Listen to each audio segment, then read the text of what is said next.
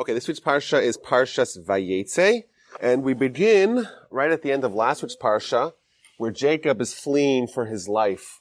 He is able to steal the blessings from his brother, and he finds that his brother wants to kill him, and as such, he's told by his mother and then his father that he should leave and go to Haran, back east, to go find a wife and to go settle down and to wait for his brother's anger to subside. So he leaves and he travels to Haran, but he stops along the way with one of the most famous episodes in the Torah, where he stops along the way in the place. Now, just a quick rule. Every time in the Torah it talks about the place, it doesn't tell us which place it's referring to. It's always referring to Temple Mount. That's a rule. And in fact, Hamakom, the actual gematria, the numerical value is Zei Yerushalayim, it's Jerusalem. Everyone tries to understand why it's called the place.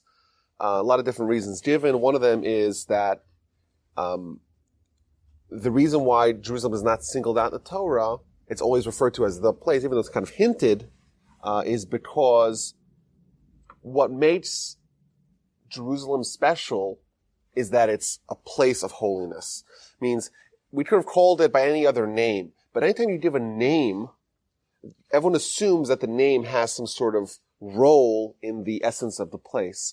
But because the place is in itself is so special, it's just called the place.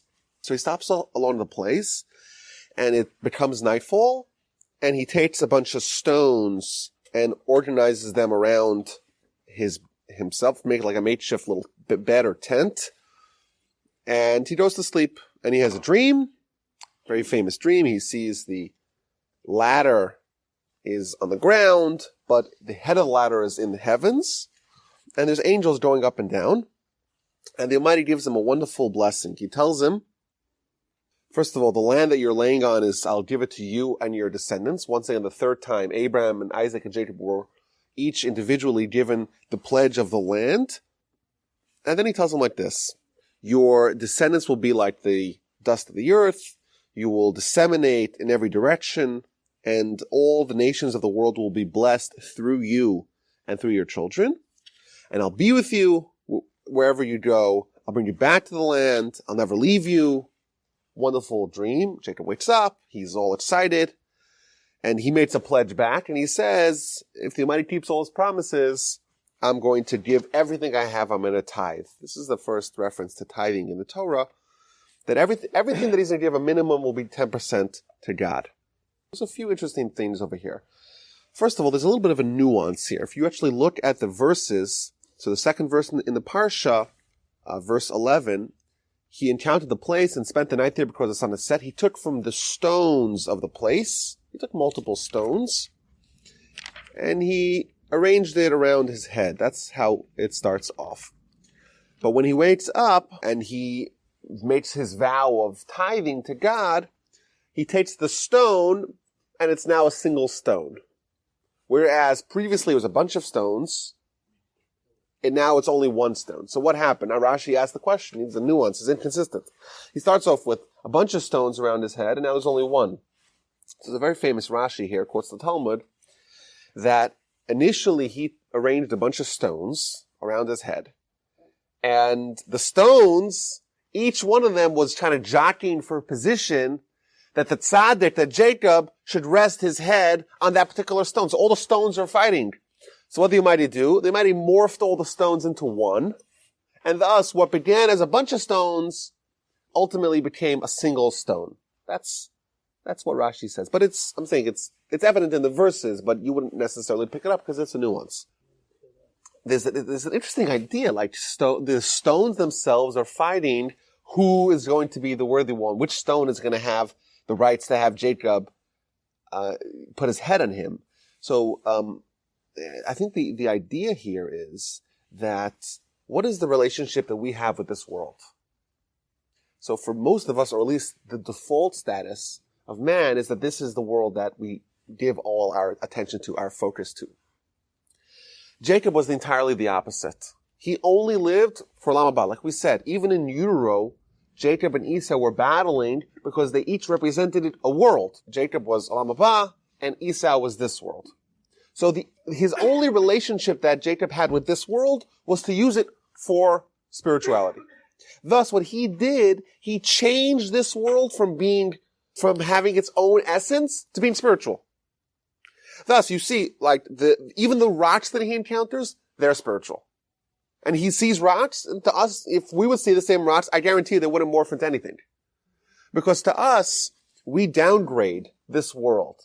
It's what it is. It has its own value as a distinct, mundane world.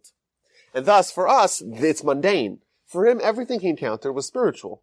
Even the rocks that he encountered were spiritual, and they're uplifted into that realm, and thus they're fighting over it, and they're morphing, and all that happens because of him. So he has a dream. So this is interesting that if you count in the dreams in Genesis, I did a quick math, it turns out there's 11 dreams. Maybe I missed a few of them. This is the first of 11 dreams. We'll have a few more dreams in this week's Parsha. And what's interesting is that all the dreams in Genesis are prophetic, are prophecies. Does that mean to say that they only dreamed prophetic dreams back in the day? No, it just means that the only time the Torah would tell someone's dream is if it matters. If it's just nonsense that they conjured in their unconscious, it's not important for the Torah to tell us. Also, if the Torah is telling us someone's dream, then it obviously matters. And if it matters, it's prophetic. And actually, this particular episode of Jacob dreaming and having a ladder, we'll see what that even means. Ladder with angels coming up and down. This episode is used as a prime example when the Rambam, Maimonides, when he gives the parameters of prophecy, he says that all prophecy happens at night in a dreamlike trance. And he gives this as one of the examples. And the idea is, and we mentioned this idea in the past, that prophecy is communication of man and God. That's what prophecy is. Now, what aspects of man can communicate with God? It's not man's body. Body's physical. It has nothing to do with God. It's an entirely different wavelength. It's man's soul. Well, if man was only a soul, if we could isolate the soul entirely without any other factors, then it would be very easy for man to have prophecy instantly. Problem is that there are other factors. There's the body, there's the Vayeitzei, there's all the other conditions, there's this world, all the effects that this world have on a person. And all those subtract from the person's capacity and being primed for prophecy. Thus, for someone to have prophecy, those things have to all be neutralized. So, when is someone's body most vulnerable? When you're sleeping, your body's not really functioning at all. It's not even aware necessarily. It's totally vulnerable.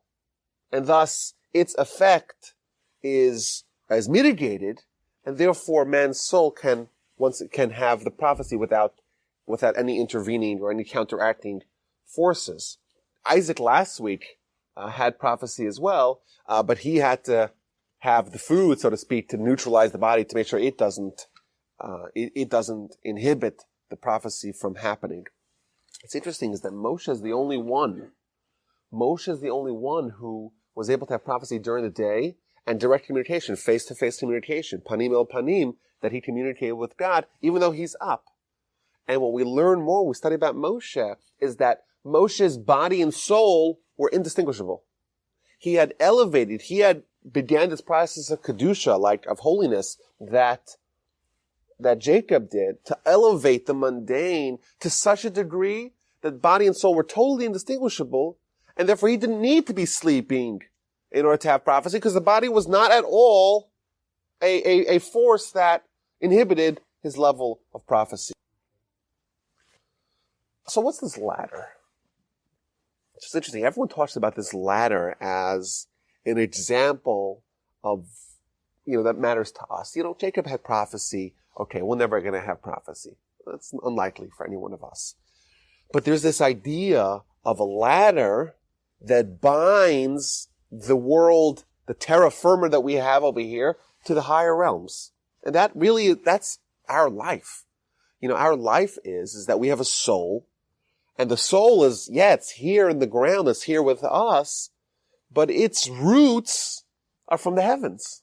So this idea of this merging of these two worlds really is at the epicenter of all of Jewish thought. So let me just give a few ideas here I want to give a few ideas of directions that we can take this latter example to our own development in spiritual greatness. Ladder is about progression. You want to climb a ladder, you have to do one rung at a time. Try to do multiple runs at a time, then you'll probably fall. It'll probably be bad. So this is always an idea that is essential to growth and development, that you have to take one step at a time. You try to shoot for the stars. In most instances, it's going to fail. But also, one rung leads to the next rung. And it's interesting if you examine kind of the big picture, the forest. You want to zoom out and see the forest. Almost every book that discusses the path to greatness does it in an incremental way that one step leads to the other step. So I have a collection here of ideas here. Maimonides, when he builds his model for achieving greatness, he says you have an insight, or you have understanding, that brings to insight, that brings to pleasure, and that brings to love of God. And you cannot jump any step. You want to get the love of God, says Maimonides, you have to start with understanding, with intelligence, with cognitive pursuits. You have to take that and progress to the next step, which is to have insight, to have kind of pay dirt with your intellectual pursuits. That brings to tremendous pleasure, when he describes the greatest level of pleasure, Olam Haba pleasure. And lastly, love of God. And that's a progression. That's kind of going up the ladder. And this is kind of a little bit outside of the 613. We have 613 mitzvahs. And that's uniform, so to speak. That's for all Jews. It doesn't say which mitzvahs are optional, which ones are more important, less. They're all the same. They're all mitzvahs of God. But what about the other realm, so to speak? How do I find my individuality, my own path to greatness, not just to mitzvahs, which is basic for everyone? We find the concept of the ladder. So that's Maimonides. Mesilas Yesharim. If you read The Path of the Just or The Way of the Upright, you'll notice that it's built on this same principle. It starts off with fastidiousness. First with Torah, you study Torah, brings to fastidiousness, brings to alacrity, brings to cleanliness, and on and on and on until you reach prophecy. It's like a guidebook to prophecy, but it's built on this principle. One rung leads to another. And there's many more examples. And I think this is an interesting thought to keep with us in our pocket, we're trying to do what's right. We're trying to grow. We're trying to understand what the Torah is. And we're trying to understand what mitzvahs are and what the story of the Bible is. Like this is what we would say is rudimentary. It's basic, whatever a Jew needs to do. But we have to be aware that this is, what happens when someone knows all of Torah and studies all of Talmud and fulfills all the mitzvahs? Where is their path to the next step? It's laid down over here. There's some sort of, everyone has to find their own little Jacob's ladder that they can use to achieve their greatness and their morphing of soul and body and spiritual and physical worlds. Now, additionally, we find the angels going up, some going up and some going down. This, I think, is representative of two different modes that we can achieve our own greatness. For some, it's all about thinking about how God influences us. They're taking it down, so to speak. They're thinking about God's influence on their lives and kind of bigger ideas, bigger picture, spiritual ideas. They're trying to bring it down to our world. For others, it's taking our world and it's bringing it up. It's uplifting it. And these are two modes, general modes that we can use in our pursuit of our greatness. Now, it's interesting. If you want to compare the prayer that Jacob has at the end of the experience with God's commitment at the beginning, they perfectly align with each other. So, for example, Jacob says, if God will be with me and will guard me in the path that I go and will give me bread to eat and clothing to wear, and I'll return to peace to the house of my father, and God will be for me as a God, and the might will be for me as a God. And this stone, the single stone that I placed as a memorial, will be the house of God, and whatever you give me, I'll tithe. That's Jacob's prayer at the end. But it almost perfectly aligns with God's pledge to him prior. I'll be with you, I'll guard you, I'll return you, I'll never leave you. But what's interesting is that if you actually compare them one by one, you'll notice that where Jacob says, and God will give me bread to eat and clothing to wear, God does not actually pledge that. So there's a little bit of an inconsistency where the 4 requests that Jacob has align with 4 requests that God gives, but where God says, where Jacob says, give me food and clothing, God instead says, I'll never abandon you. I'll never leave you. And the commentators point out that these two really align with each other. One of the greatest fears that we have in life, how are we going to feed our family? How are we going to pay our bills? And that's a fear that's uniform. And Jacob had that fear as well. It's only natural. And he says, well, the Almighty will give me bread and clothing to tend to my needs. And of course, he wasn't asking for anything more than the basic necessities, but even that's a concern. And for us in America, thank God, it's a very good time to be alive. But in a lot of places in the world, this is still an active concern of people. And what does the Almighty tell him? I'll never leave you. That says it all. When the Almighty says he never leaves us, that is enough for us to know that the Almighty is a loving Father who will take care of us and tend to our needs. Just a little story here to illustrate this. There was a teenager that needed to go on this long, perilous trip. And he's preparing for the trip. And his parents are preparing him all his provisions. So his mother gives him his clothing and food for the way. And his father gives him some money, or prepares some money for him to cover his needs. And as they're getting ready for this big trip, they find out that, they're going through a war-torn area, and there's road elements, and the train ride is going to be very perilous. So the father says, you know what, I'm going to come with you. I'm going to come with you just to make sure that things are okay. It's a scary journey. I'm not going to let you go by yourself. And they're on the train together, and they're going. And the kid starts examining his provisions, and he sees the sandwiches and all the food that his mother prepared and the clothing, but there's no money. So he says, didn't you prepare me, tells his father, didn't you prepare me money? He says, yeah, if I'm sending you on your own, I have to give you kind of money on your own. But if I'm coming with you, if I'm never abandoning you, then I'll cover your needs. I have the money in my pocket and I'll cover you. And I think it's a good lesson for us to kind of take to heart that we believe the Almighty's with us, involved in our lives. It's almost with taking a trip, this perilous life journey, but we have the Almighty with us. So sometimes we examine our wallets. How are we going to pay for things? Well, why don't we just forward the bill to the Almighty? There's a great verse in Psalms. You should pass off all your problems to God. Let Him take care of it.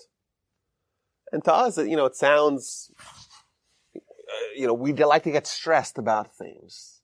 We like that. It's good. It feels good. It makes us feel alive, right? But the truth is, we shouldn't be stressed at all. Why? If we have the Almighty who's there with us in this life journey, why don't we forward all our business bills to Him? He needs to pay it, right? If I do His will, I'm trying to do the Almighty's will. I'm a good son, so to speak. Let Him pay my bills. Which father doesn't pay their kids' bills? Or to a certain, I don't want to bring up that discussion, but yeah, okay, fine. That's a good question. That's a whole class that we can talk about that. But there is this notion, at least, that the Almighty is with us in our journey, and we should take some solace with that He'll never abandon us, and that will help us as well. You look at this parsha, we see it starts off with a stone. The next episode, there's going to be a huge stone that Jacob's going to roll off. At the end of the parsha, there's a stone that they erect as a memorial between Laban and Jacob, as kind of like a DMZ. Moses hits a stone and there's water coming out of it. Stones play a big part. And I think one way to say it is that a stone, like the word, what's the Hebrew word for stone? Even. So even is actually a blend of two words. Anybody? What is even a blend of? God and Ben. Exactly. God and No, Ab is father and Ben is son. So that's all morphed into the word even, father and son. And I think the idea is it's continuity, it's perpetuity, right? If you have a stone, you go to the Western Wall, those stones are 2,000 years old, or more than that, a little more than 2,000 years old, right? They were put up by Herod, right? 19 years before the Common Era. And they're still there, and they're still as resplendent as they were prior. And the idea is, it's a degree of permanence. When Jacob is saying, I'm taking a stone, making it a memorial, a permanent memorial, means this is a total commitment forever. There's water covering a rock in the next episode, and Jacob comes and says, oh, this water that's being stopped by this rock, I'll just move it away. I'll let the water come forth. Moses, there's a rock and there's water trapped in the rock. He just hits the rock and the water comes out of it. It's, on one hand, it's a spiritual symbol of continuity and perpetuity. On the other hand, it's also could be a blockade to the water, and that's also moved away. That's why we put a stone on top of a gravesite, to show that despite the fact that someone's died, but their life and their legacy and their children live on in heaven. So Jacob, he continues his travels after this momentous experience and goes east. Now, it's important here to note, this is one of the transcendent experiences in the Torah. Jacob is given these tremendous blessings. He has this experience and the ladder and all that. What would have happened had Jacob not stopped off to visit this place? Remember, Jacob has a lot of family history here. He knows this is the place where Isaac, his father, was brought as a sacrifice, or attempted to be brought as a sacrifice many years prior. He knows that this is a special place. That's why he stops there. That's why he prays there. What would have happened if he didn't stop and didn't pray? Didn't have that inspiration to say, oh, this is the place where my forefathers prayed. I'm going to stop there as well. Well, he wouldn't have gotten those blessings. So all these blessings that we have, tremendous blessings that the Almighty gives and pledges to Jacob and his children, that would not have happened had Jacob not had that moment of inspiration to say, how could I pass by on my travels and not stop in the place where my forefathers prayed? I think this is a great example of how, we kind of tend to discount inspiration a little bit because we want to see kind of more concrete action. That's more impressive to us. But Jacob is inspired and makes a small act. I want to go stop and pray. And he has this momentous dream, this prophetic dream that it would not have happened if you just trace it all back if you had not had that one experience of inspiration. And it really shows a little bit the power of a moment of inspiration. Someone is inspired to pray. And they'll say, okay, let me push it off. I'm busy something, right? No, I'm traveling now. I have an opportunity to stop. Let me stop right now and have that prayer. And who knows, to what dividends, that could actually bring.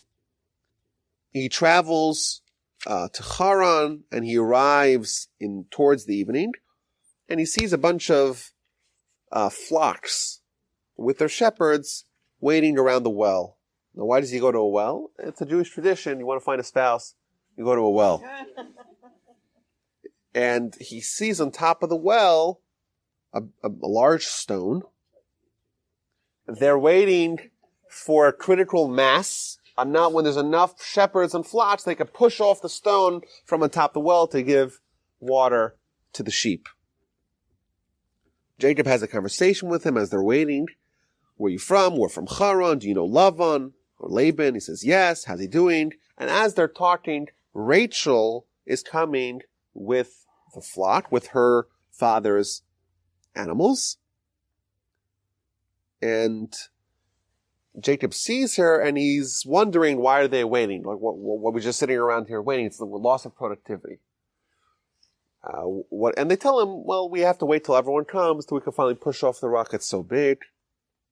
And when Jacob sees Rachel, his cousin, and he sees that she's bringing the flock, he walks over and just pushes it off by himself.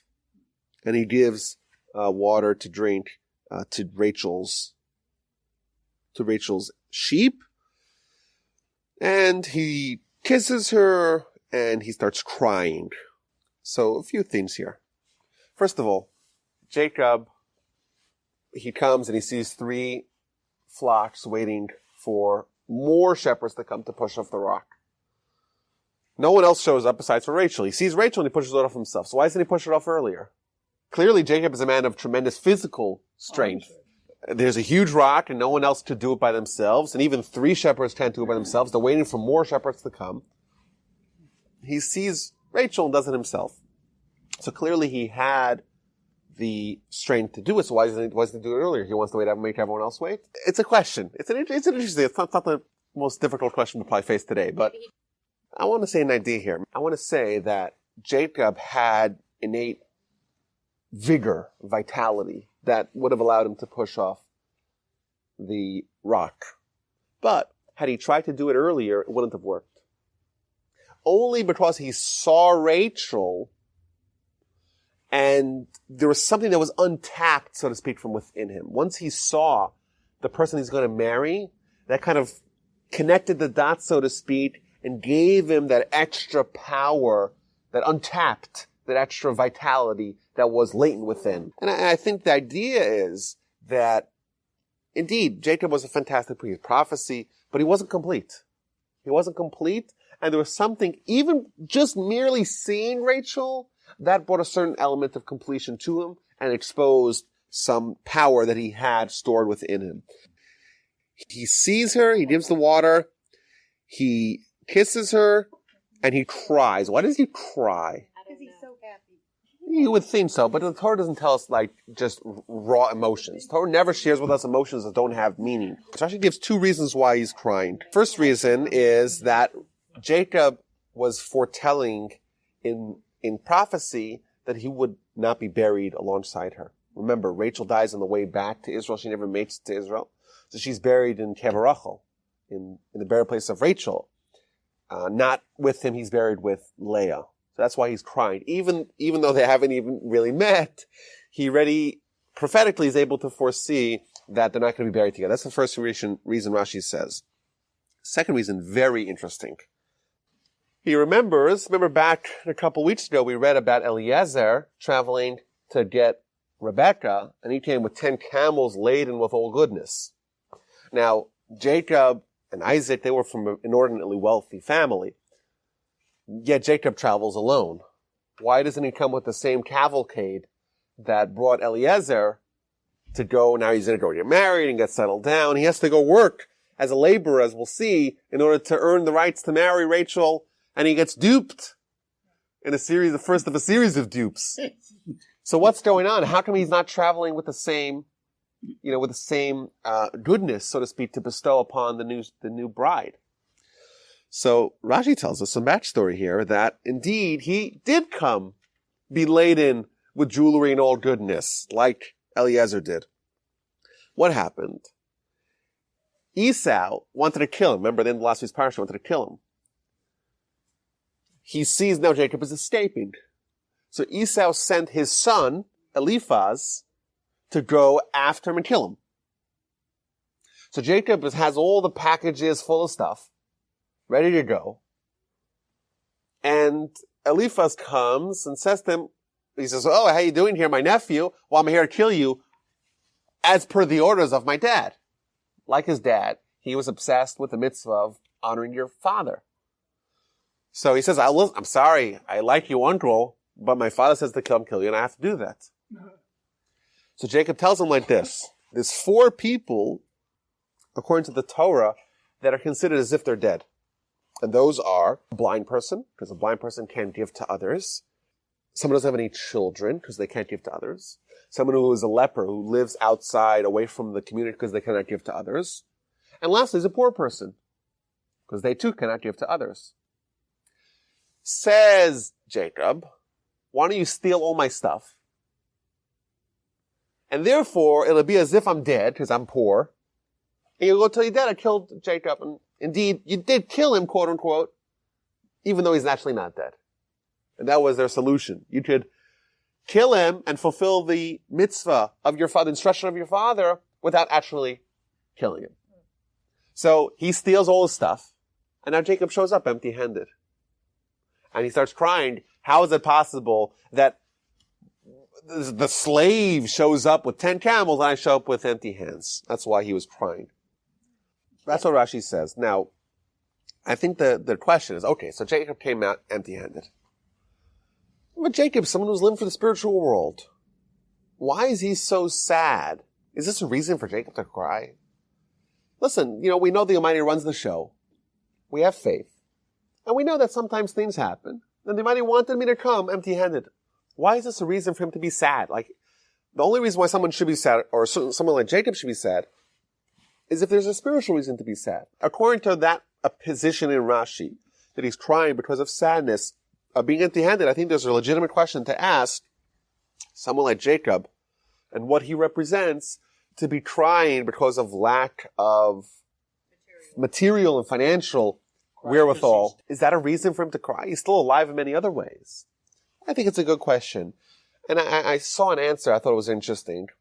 And I think it's enlightening. Remember, Jacob's coming to visit his cousins. His cousins that live a couple of 100 miles away. Right? That's what he's coming to visit his cousins.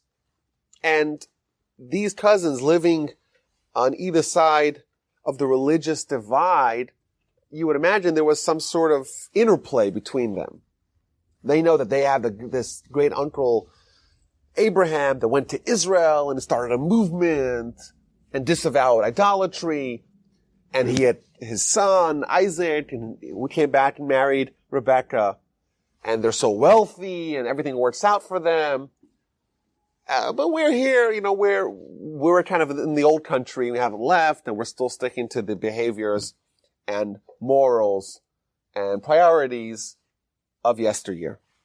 And you would imagine there was some sort of competition between the two, the old guard, so to speak, versus the new upstarts. And Jacob shows up and he says, I'm bereft. I got no money. I'm coming just as a pauper.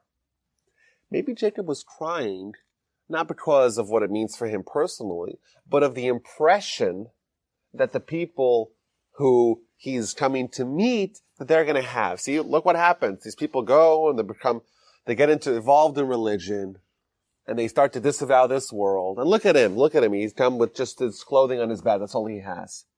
Perhaps Jacob was crying because of the perception that his cousins are going to have on the principles that his family embody, and they would cause to think negatively about what he represents. Just an idea. Now, Laban, Jacob's uncle, Rebecca's brother, he hears that Jacob arrived, and he starts running again like he did 2 weeks ago.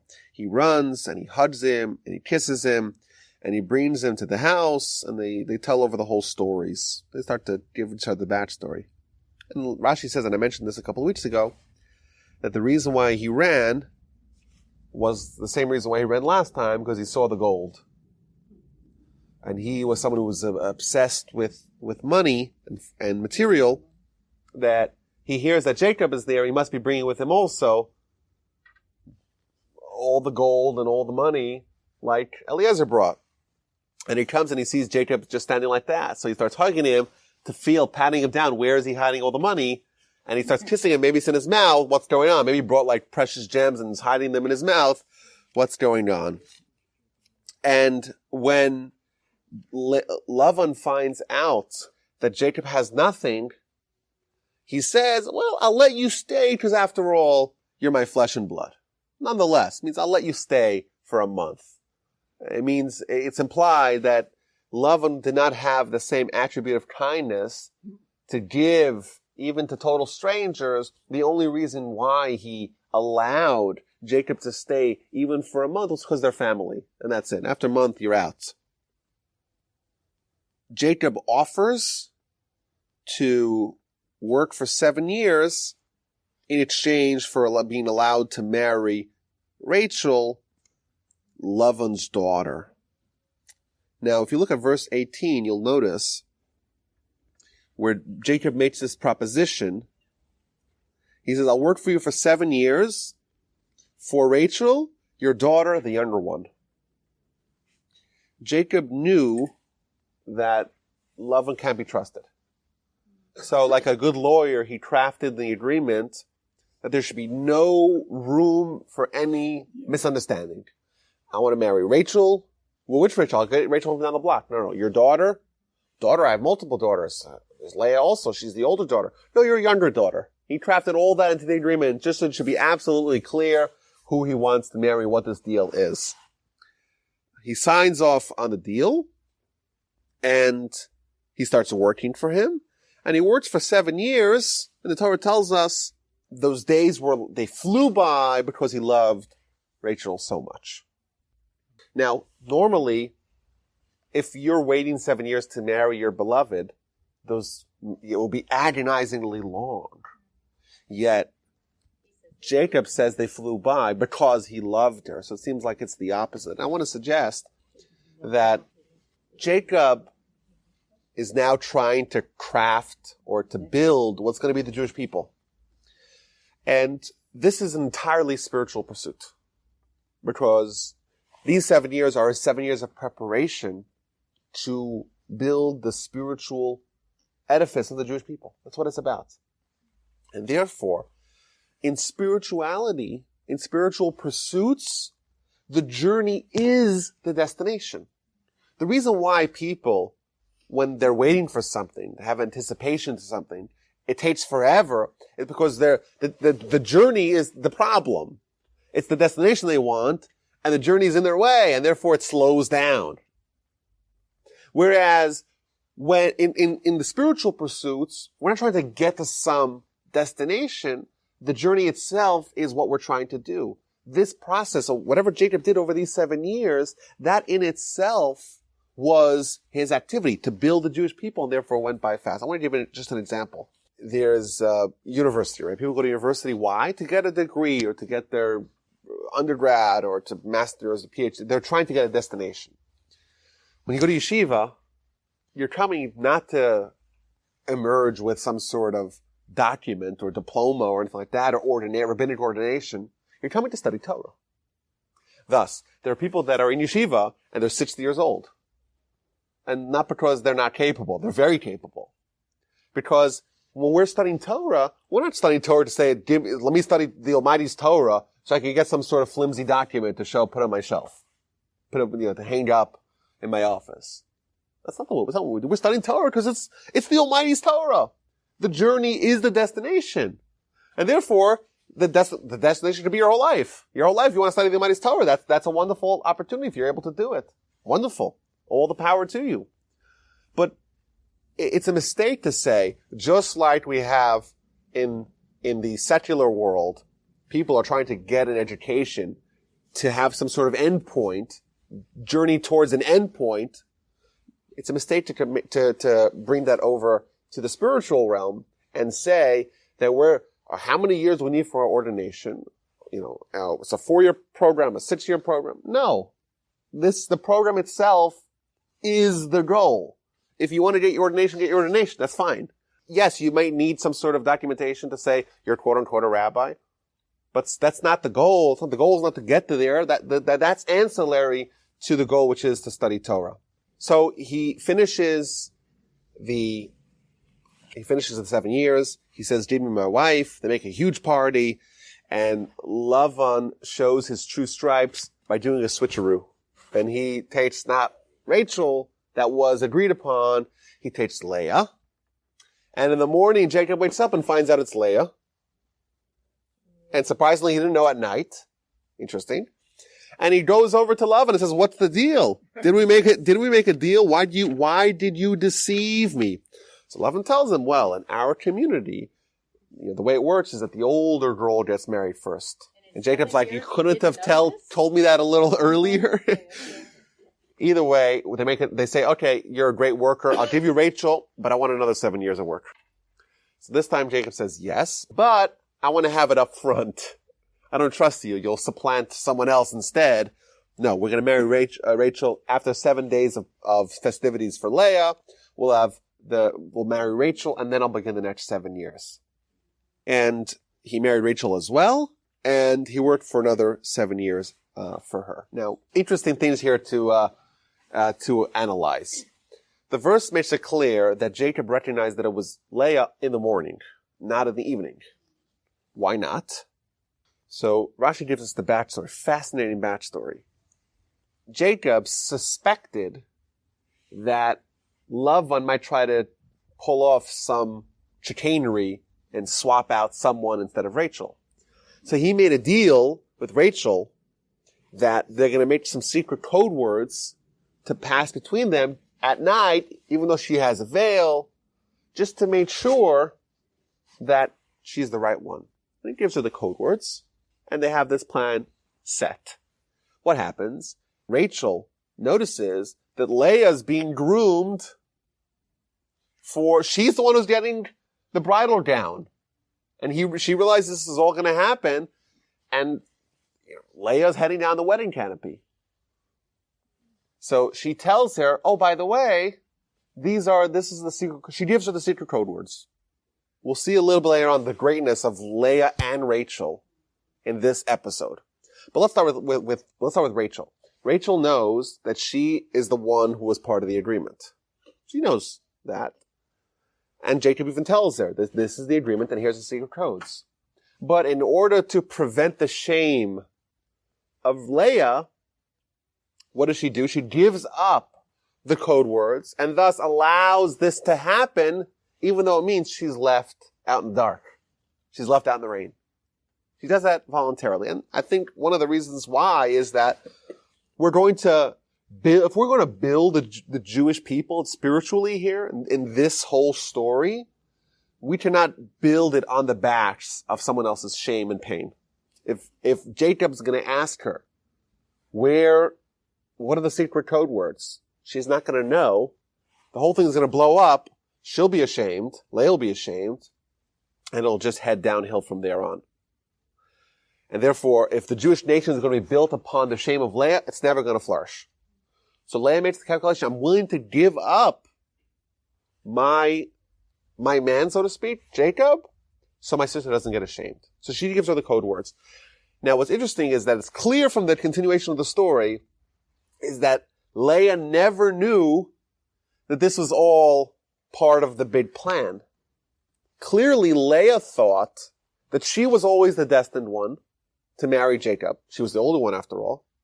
And Rachel was just giving her a message straight from Jacob.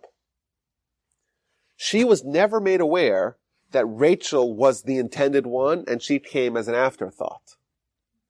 That's abundantly clear. We'll see that in a little bit. But here we can really take a moment to appreciate Rachel's greatness. In fact, the verse in Scripture indicates that when Rachel is buried, the reason why she's buried on the doorstep of Israel, or right inside Israel, is because when the Jewish people are leaving to Babylon after the temple's destroyed, they all stop off and pray at her gravesite. And the verse tells that Rachel in heaven is praying to God, well, I had mercy on my sister. You, God, you have to have mercy on your people. And she was the one, by the force of this argument, because of this episode, she's able to compel God, so to speak, to show mercy for the Jewish people because of her compassion and her mercy for her sister. Now, Jacob marries both of them, and God saw that Leah was hated because he preferred Rachel, and therefore the Almighty opened up her womb and she was very fertile. What's interesting is that this indicates that she was hated, but the verse starts that God saw that Leah was hated. Only God saw that Leah was hated, no one else saw. It means it was imperceptible to anyone but God. But there was some slight favoritism that Jacob had to Rachel over Leah that God could tell, but no one else could perceive, and therefore she had a whole bunch of kids in succession. Four in succession, and then she stops having kids, and Rachel is entirely barren. Leah has a bunch of kids. Rachel is barren. Rachel is so disappointed that she tells, in chapter 30, she tells Jacob, give me children if I'm going to die. I'm dead. I'm a dead person. I have no value. And Jacob tells her, what do you mean? Am I instead of God? You have to pray to God and he should help you. And then the two midwives are given to Jacob as surrogates, and 4 more sons are born. And thus the total goes from 4 to 8. And then we learn the story of the Dudaim. The Dudaim was some sort of, it's not clear what it was, some sort of herbs or some sort of aphrodisiacs, mandrakes. No one knows exactly what it was. Either way, people believe that this would help to fertility. And Ruvain, the oldest son of Leah, is trying to help his mother have more kids. And therefore he's going out and he finds in the fields some of these Dudaim. And Rachel asks Leah to give her some of these Dudaim. And this is a very insightful verse, verse 15. But she said to her, this is Leah talking to Rachel, was your taking my husband insignificant? And now to take even my son's Dudaim? This verse really describes what actually happened, the backstory. We know that Leah took Rachel's husband. That's what we know. Leah clearly didn't know that. She thought she was always the intended one. And then Rachel just jumped on the bandwagon and said, oh, I want to marry Jacob as well. And so in her eyes, she's looking at Rachel as if she's stealing my husband. When we know the truth was it was the opposite, but she didn't know that. So this shows, on one hand, Rachel's greatness to never give up the indication to Leah that of this whole story, that really she was the one who was in Jacob and Rachel, to never give up the impression that she was really an afterthought, so to speak. It was kind of tacked on because of Laban's deceit.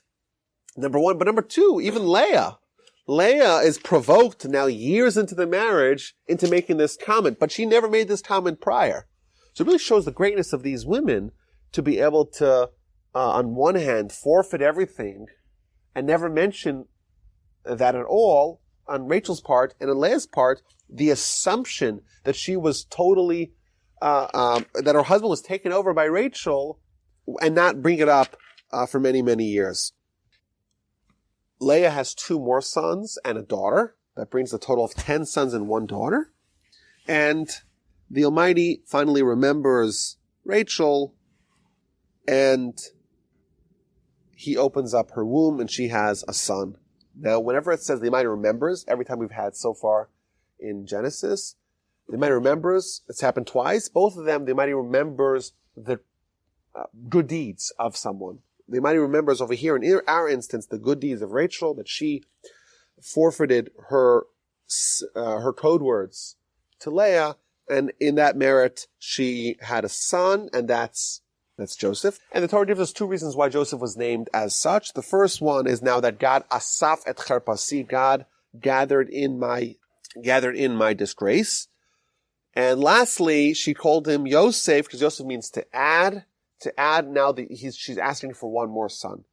It was clear, and Benjamin, that's right, he was born in Esther's Parsha. It was clear to all of them, they knew that Jacob was destined to have 12 sons. The only question was, what is going to be the breakdown? Who's going to have what? Now that Leah has 6 sons, and the 2 surrogates each have 2, there's only 2 more left. Now Joseph is one, that's 11th son of Jacob, and there's 1 more, and in the birth of Joseph, Rachel is asking, let the last one come from me. Okay. Now, when she says, will God gather in my disgrace? This is a surprising Rashi over here. Rachel is devastated. She doesn't have any children. She says to Jacob, oh, if I don't have no children, I'm dead. I'm worthless. And now she finally has a child. So what is she going to celebrate? So she says, and now they might gather in my disgrace. So you would assume it means that she was so sad, and now she's happy. Rashi tells us, what was her disgrace? Every time, so long as she was the only one in the household, everything that went wrong in the house was her fault. So if all the cookies were finished, or someone broke a glass dish, she had no one to blame. Now that there's a little precocious toddler in the house, they might have gathered in my disgrace. That's what Rashi says. Very strange idea. First of all, we don't imagine Jacob as being someone who's screaming who ate the cookies and who broke the dishes, right?